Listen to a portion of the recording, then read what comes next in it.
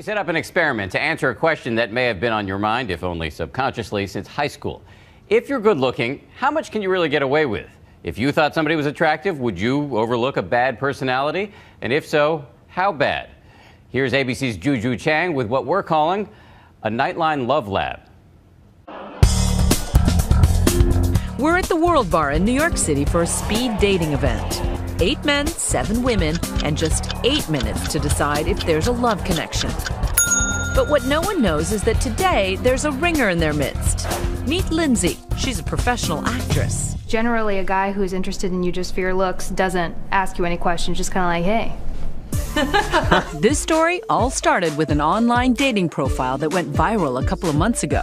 Aaron Carter fan. Appearance? Fabulous. Personality? Not so much. Favorite pastimes? Knocking cups out of the hands of the homeless and tricking boyfriends into thinking she's pregnant. She turned out to be a social experiment conjured up by a comedy writer. I wanted to see if there was a lower limit to how awful a human being could be before men would not message her on online dating sites. Evidently, there's no lower limit. Almost 1,000 men still wanted to date her. With nearly 40% of American singles looking for love online, relationship coach Donna Barnes says men just can't help themselves. It all starts visually for a man as far as attracting. You say visual, I say shallow. Okay, so men are shallow online, but surely they wouldn't be as blinded by beauty in person. Well, we decided to find out. Which brings us back to the World Bar and our ringer, Lindsay. Tonight, we've asked her to be not just beautiful, but obnoxious in that same special Aaron Carter fan way. One time I did sleep with my college roommate's boyfriend, but I couldn't help it. He was hot. He actually looked kind of like you. At the end of the night, they'd have a chance to decide who they'd be willing to date again. Will they choose our despicable beauty? My friends call me the goddess. She's not going to make it easy. Mike is taken aback. I try to play it out. Is it? But Macho takes it right in stride. They call me the goddess. From what I'm getting from you is a confidence, but is not arrogance. So, Thanks. It's a good thing.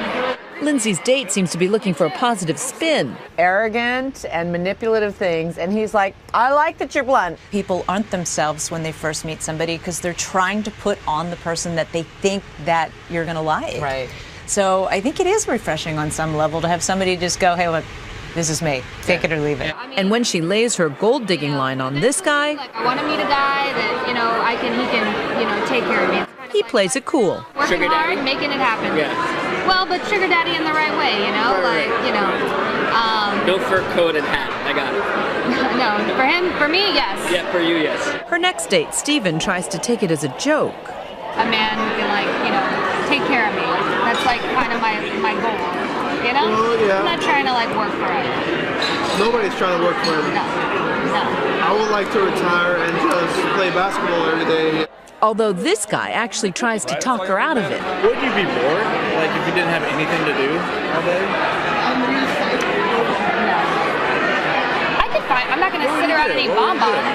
Yeah, what would you do, with your time? You could get up, go work out, go shopping, meet up with friends, go grocery shopping, cook a nice dinner. Cheers. She says she'd be a happy housewife, even though it's not entirely clear she'd be content. I miss partying and being wild and hooking up with random people. Those were the days. Just kidding, but not. I'm Lindsay. But there's one guy who seems a match for her in awfulness. I like to think of myself as a goddess. You know what? That's really ironic. I like to think of myself as a god. Really? I do. I'm Zeus. You can be my Aphrodite. Okay, we have a confession to make. We hired this guy too. It didn't seem fair to just test men. Maybe women are just as shallow. Meet Jared. You even got that thing. The cleft. Yeah. And now it's a good thing, but Now in it's a good school they thing. called it a butt chin. How will these women deal with the male equivalent of Aaron Carter fan? I mean, I'm the king of the castle, right? And the king of the castle needs his queen. And I'm sorry, the queen's got to stay at home to make sure the castle looks good.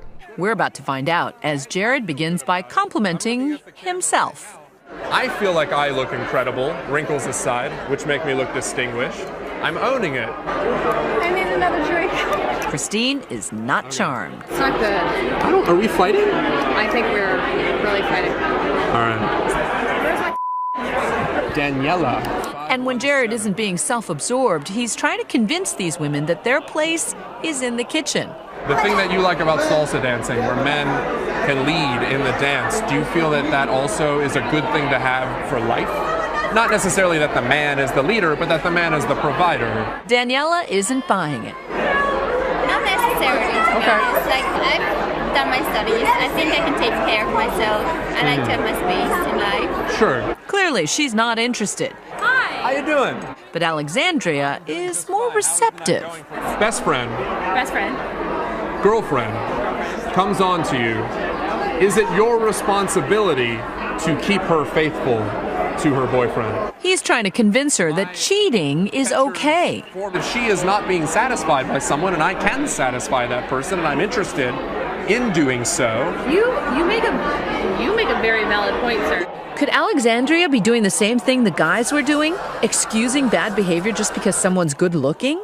If so, she was the only one, because when we tallied up the results, 3 men thought Lindsay was worth a second date. But sure enough, Alexandria was the only woman who wanted to go out again with our Mr. Opinionated and arguably sexist undercover dater. No, actually, I didn't think he was obnoxious at all. The way he explained himself, I ended up actually agreeing with him at the end. Not because I found him attractive, but because of the way he presented the material. She happens to work for ABC, though we promised she was not in on the experiment. Remember Daniela? She definitely wasn't buying Jared's arguments. He seemed a little bit, like, not really crazy. I think that said too much, but like that he wants to experience different things. As for the men, Trevor was one of 5 guys who wanted no part of Lindsay. I just thought she was a gold digger. Giving women everywhere some hope that men aren't completely driven by looks alone. It's funny because there are a lot of women who are gold diggers, and she was just a little bit more obvious about it than most. Overall, she was nice to me, I would say, but one thing that alarmed me was she said that she wanted a guy to take care of her. Our actors felt those alarms should have been more obvious. 3 guys picked Lindsay. Nice. I mean, I'm not surprised it's not more because I really did feel like I was being undesirable.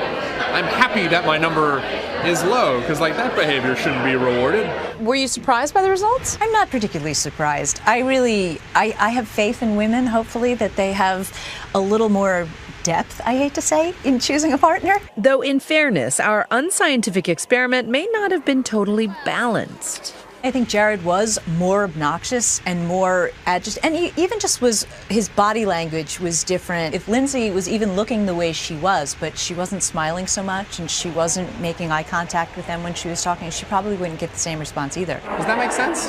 Turns out when men are ready to settle down and have a real relationship, they want beauty that's more than skin deep. When you're really looking for a relationship, men are looking for a lot more than just looks. Yes, they need to be attracted to that person, but then there needs to be substance to back that up. Okay. All right. Good luck, Jared. For Nightline, I'm Juju Chang in New York.